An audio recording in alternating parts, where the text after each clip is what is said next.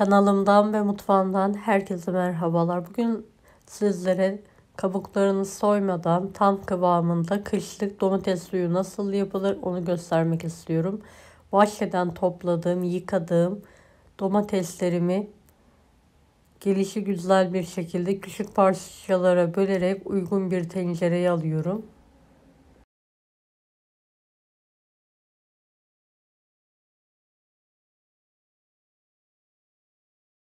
Yemeklerde, çorbalarda bir kış boyunca kullanabileceğiniz tam kıvamında muhteşem bir domates suyu tarifidir. Mutlaka denemenizi tavsiye ederim.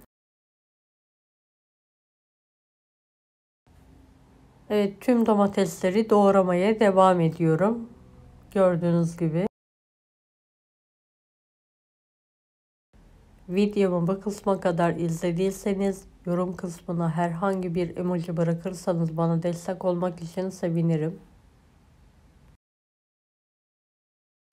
Tüm domatesleri doğradım. Tenceremi ocağın en büyük kısmına alıyorum ve yüksek ateşte kapağı kapalı bir şekilde kaynatmaya bırakıyorum.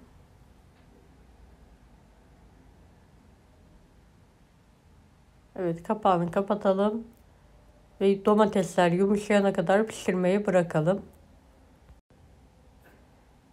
Evet, ara sıra domateslerimizi karıştıralım eşit bir şekilde pişmeleri için.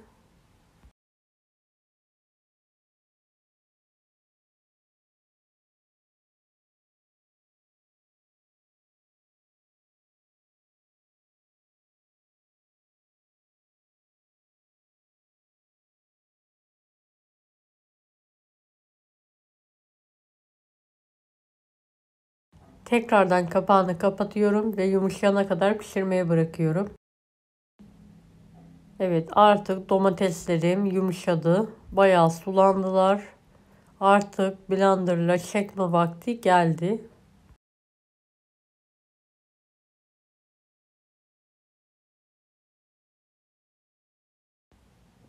Evet, püre haline gelene kadar blenderla domateslerimizi çekelim.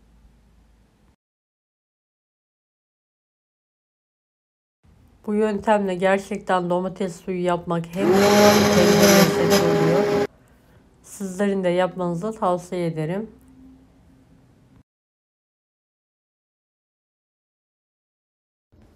Evet, domateslerimi artık çektim. Su haline geldi.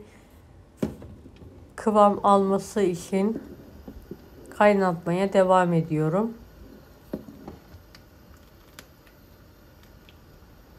Şu an biraz sulu. Evet, tuzunu ilave yapalım. 3,5 tatlı kaşığı tuz ilavesi yapıyorum. Tuzunu domatesinizin miktarına göre kendiniz de ayarlayabilirsiniz tadına bakarak. Yemeklerden biraz daha fazla olacak şekilde eklemeniz yeterli olacaktır. Tuzu ekledikten sonra güzelce karıştıralım ve kıvam alana kadar kaynatmaya devam edelim.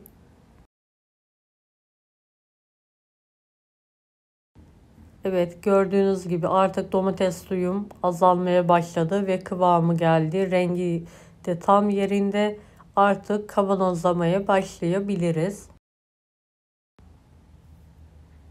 Evet, sıcak sıcak kavanozlara dolduralım.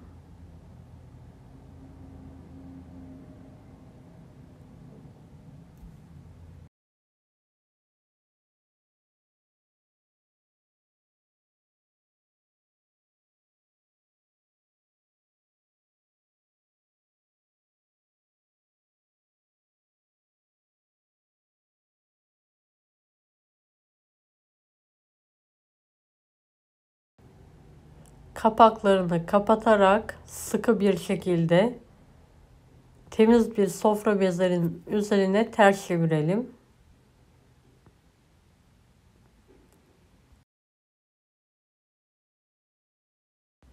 Evet, kavanozlarımızın kapaklarının yeni olmasına dikkat edelim.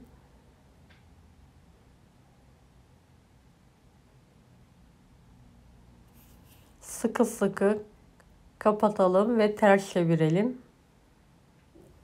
Evet, tüm domates sularımı doldurdum. Kapaklarını kapattım. Temiz bir sofra beziyle kat kat örtüyorum. Bu şekilde tezgah üzerinde ertesi sabaha kadar hiç ellemeden bırakacağım. Bu sayede vakumlanmış olacak.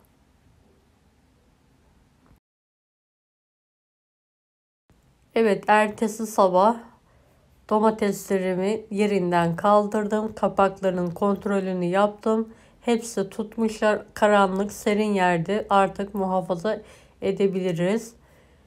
Her yemeklerde kullanılan şahane bir domates suyu tarifi verdim. Mutlaka sizlerin de denemesini tavsiye ederim. Deneyecek olanlara şimdiden kolaylıklar dilerim. Kanalıma ücretsiz abone olmayı unutmayın. Bir dahaki videolarda görüşmek üzere. Allah'a emanet olun. Hoşça kalın.